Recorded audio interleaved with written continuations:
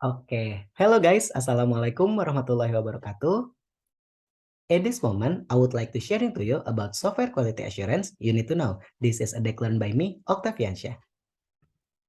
Oke teman-teman, before that, izinkan saya untuk perkenalkan diri saya terlebih dahulu. Halo teman-teman, I'm Octaviansyah, dan pada saat ini saya sedang bekerja di Dana Indonesia sebagai Software Development Engineer in Test.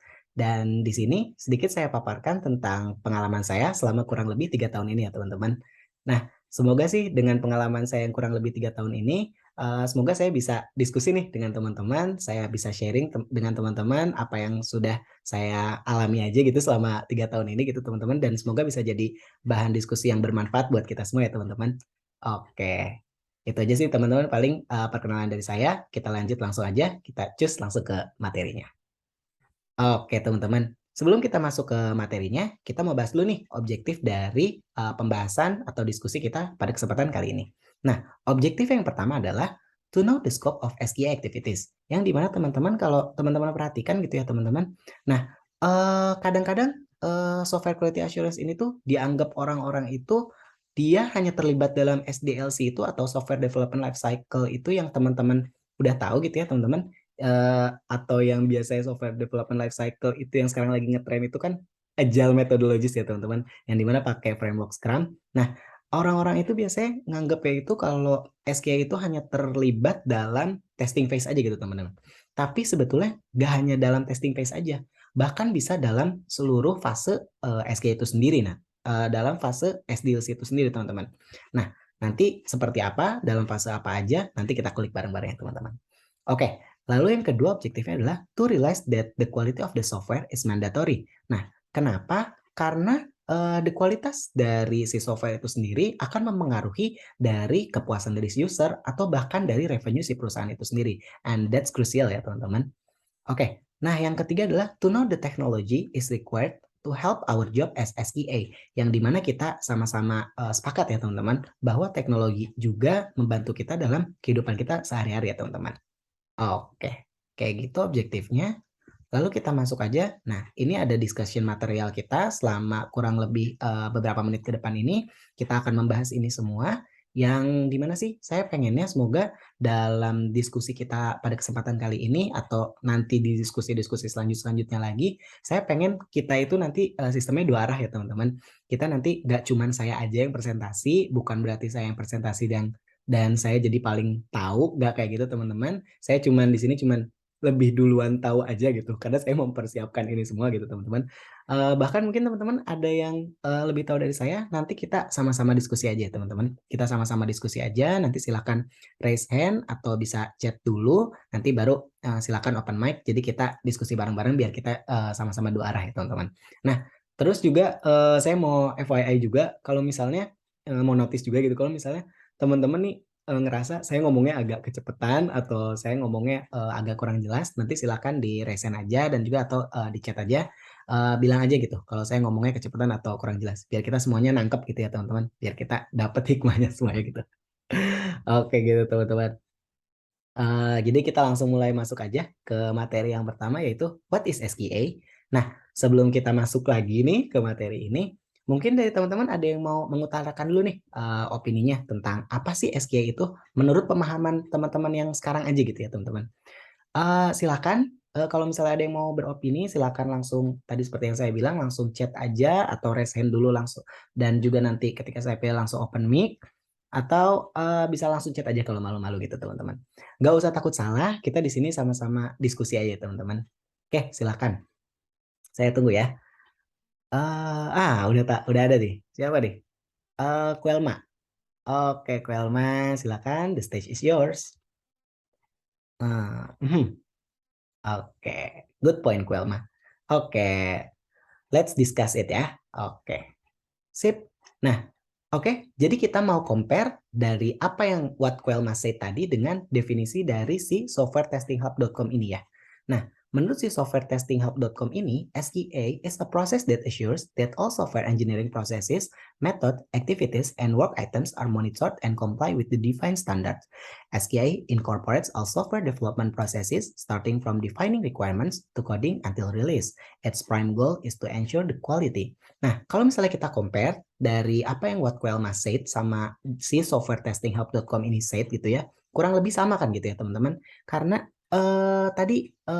jadi apa kesamaannya adalah bahwa si SQA itu sendiri adalah dia suatu proses untuk memastikan kualitas dari si software itu. Dan juga dia keterlibatan dari si software quality assurance ini sendiri, dia keterlibatannya nggak hanya cuma dari testingnya aja, tapi starting from defining requirements to coding until release. Nah, ini kalau kita sambungkan lagi gitu ya ke pernyataan saya yang di awal di objektif itu, bahwa SQA itu nggak hanya terlibat dalam testing phase aja, tapi dia itu terlibat dalam semua phase dalam software development life cycle. Kayak gitu ya teman-teman. Nah, nyambung kan? Oke, kita lanjut lagi ya teman-teman. Nah, based on that definition, saya udah mencoba rangkum nih job description apa aja sih yang biasa dilakukan oleh si SQA itu. Nah, yang pertama adalah write test plan from requirements, specification to test strategies. Yang dimana ini dokumen-dokumen yang diperlukan oleh si software quality assurance. Nah, yang kedua adalah perform bug tracking, ticketing, and testing processes. Ini dilakukan ketika testing prosesnya. Nah, lalu yang ketiga, kenapa ini saya tandain? Ini agak lumayan menarik pembahasannya bahwa si job desk QA itu adalah write script with technology tailored to company needs. Yang dimana nggak semua QA nih ngejalanin job desk ini. Karena dari yang kita tahu di industri sekarang ini ya, teman-teman, QA itu kan ada banyak ya. Ada QA manual, QA tester, QA analis, ada SDET, bahkan ada juga QA engineer. Nah, itu mungkin kalau perbedaannya segala macam kita nanti di next session aja ya teman-teman. Itu nanti ada pembahasan yang lebih menarik lagi. Nah, terus yang keempat adalah job desk-nya adalah analyze the test result. Nah, kita lanjut lagi ya ke discussion kita yang selanjutnya. Sorry, what does SQA usually do? Nah, ini saya coba rangkum gitu. Apa aja sih yang biasa software quality assurance lakukan gitu dalam aktivitas sehari-harinya. Nah, yang pertama itu adalah test plan atau analis yang dimana kita melakukan planning and analyze the scope of testing. Nah, ini masuk ke dalam software development life cycle itu dalam tahapan yang pertama, yaitu tahapan planning dan juga analyze gitu, teman-teman. Nah, jadi di tahap awal pun kita udah mulai ikut terjun nih di dalam planning dan analyze-nya. Nah, output dari dokumennya itu apa gitu, output dari pekerjaan dari si SQA-nya itu apa, yaitu berupa test plan atau test analis yang biasanya toolsnya itu kita gunakan untuk membuat dokumen tersebut itu biasanya kita gunakan Xmind atau Miro gitu teman-teman. Nah, dari si TA tersebut atau test analis tersebut atau test plan tersebut, kita bisa pecah nih, kita bisa bedah si scope of testing tersebut menjadi test suite dan dipecah lagi menjadi test cases teman-teman. Nah, ini dilakukan ketika fase desain proses. Nah, dalam desain proses pun kita udah ikut terlibat nih teman-teman.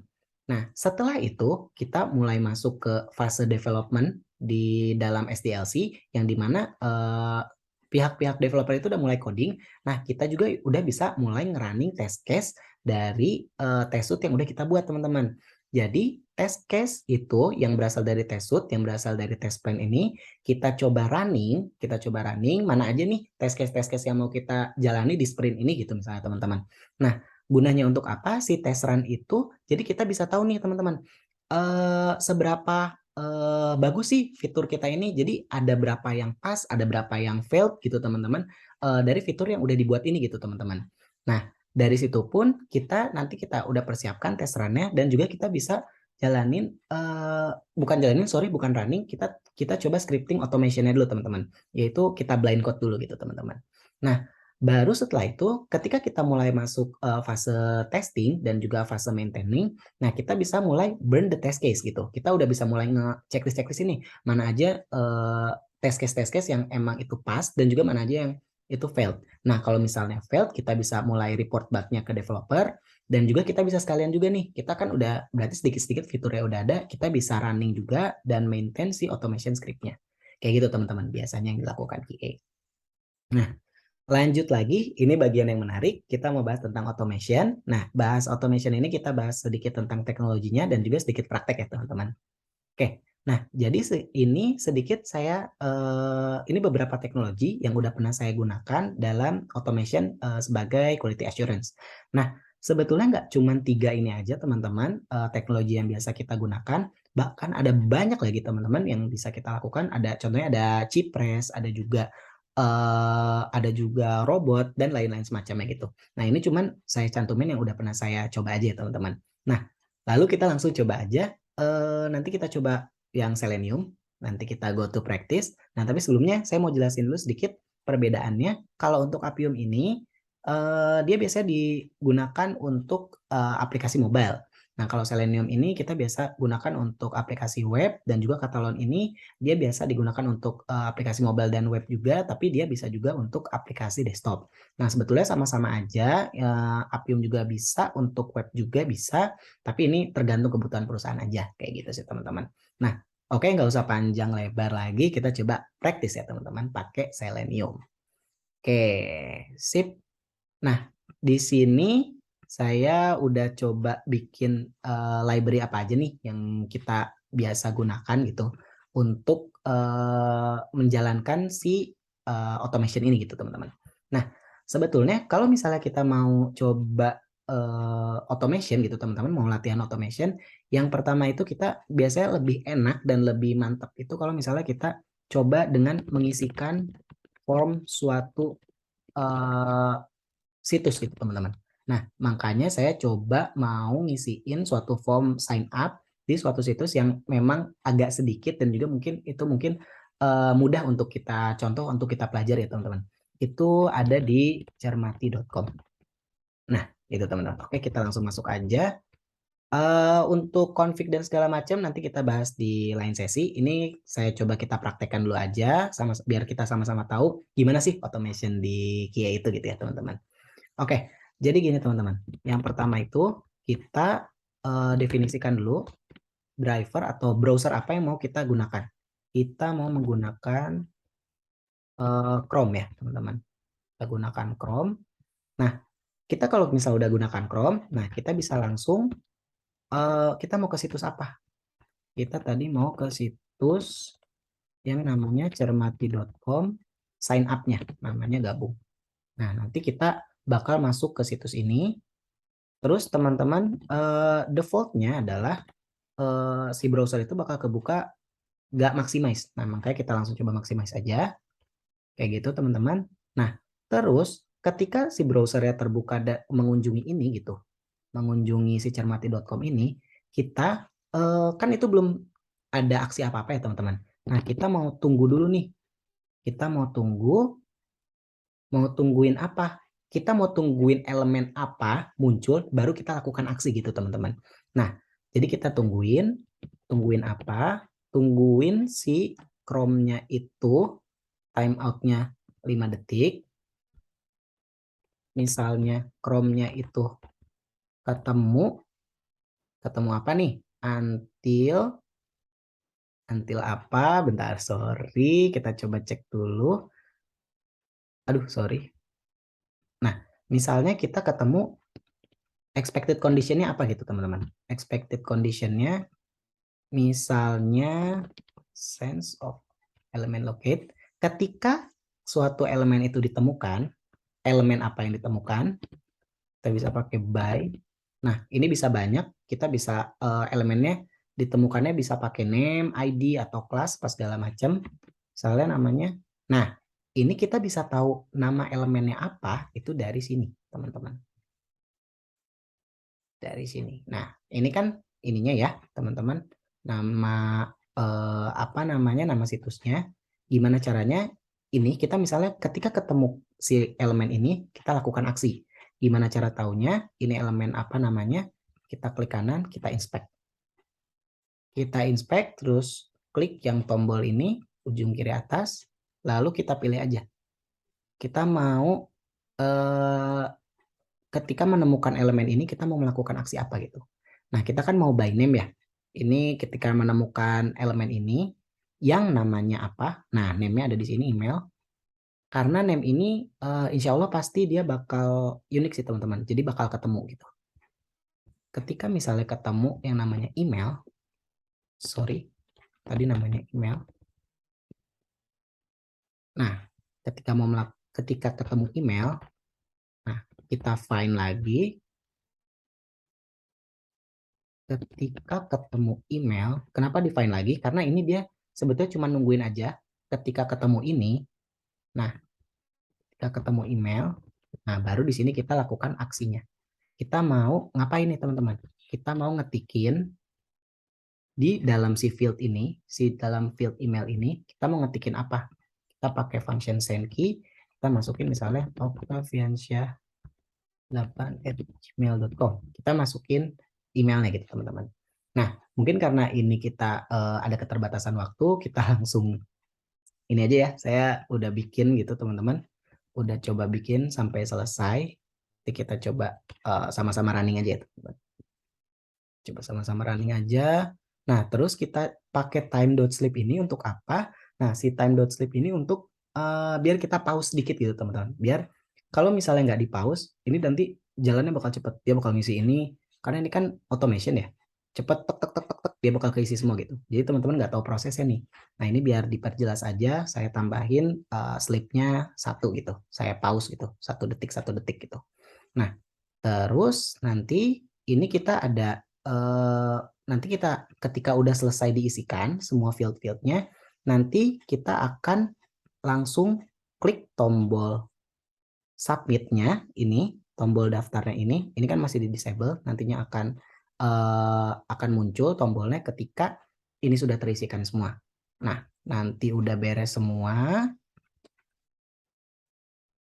udah beres semua, nanti baru harusnya ketika beres, udah diklik, nanti tunggu dulu 3 detik, nanti browsernya otomatis keluar dan nanti di terminal bakal ada tulisan successfully register ini. Oke, gitu teman-teman.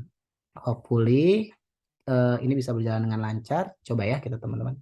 Cara runningnya adalah kalau teman-teman pakai Python 3, kita langsung ini nama filenya apa? Samplecermati.py. Oke, bismillahirrahmanirrahim. Kita coba.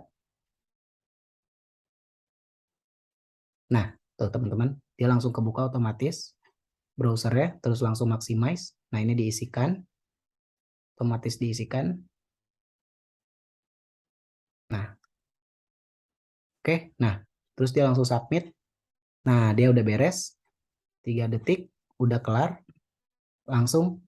Nah, dia udah beres, langsung bilang successfully register. Oke, teman-teman. Kayak gitu. Sedikit praktek kita ya, teman-teman. Semoga bermanfaat prakteknya dan bisa diambil gitu ya pelajarannya. Oke, nextnya kalau misalnya mau praktek-praktek lagi nanti di next session ya teman-teman. Oke, sip. Itu dulu pembahasan kita dan terakhir untuk conclusionnya. Nah, jadi conclusionnya adalah QA itu is mandatory teman-teman. A product will have good quality if it's done by the right people. Nah, itu sendiri. Makanya butuh seseorang yang QA yang bisa menilai dari atau bisa memeriksa si aplikasi itu dengan bagus. Dengan bagusnya itu seperti apa, bisa dicek dan juga bisa secara cepat dan juga tepat gitu teman-teman. Dan lalu yang kedua adalah important documents. Nah, walaupun sebetulnya dalam agile methodologies itu dokumen itu tidak diutamakan, tidak terlalu dipentingkan, tapi dengan adanya dokumen itu kita bisa tahu strategi-strategi apa yang kita bisa gunakan untuk melakukan proses quality assurance gitu teman-teman. Lalu yang ketiga adalah technology is required. Seperti yang tadi kita coba. Nah, dengan kita menggunakan teknologi itu kan lebih cepat ya teman-teman. Kita bisa ngetes bahwa oh form ini bisa diisikan semua nih dan ini bisa berjalan dengan lancar. Nah, dengan kita menggunakan itu kan bisa berjalan dengan lebih cepat ya teman-teman. Oke, kayak gitu aja conclusionnya. Oke, terima kasih teman-teman. Nggak kerasa udah ada di penghujung diskusi kita. For more about SQA, don't be hesitate to reach me. Bisa hubungi saya di LinkedIn atau juga di WA saya, atau bisa cek-cek juga nih hasil-hasil automation saya di GitHub saya. Dan hopefully semoga yang tadi saya sampaikan bisa bermanfaat. Thank you teman-teman. Mohon maaf apabila ada kesalahan. Wassalamualaikum warahmatullahi wabarakatuh. See you.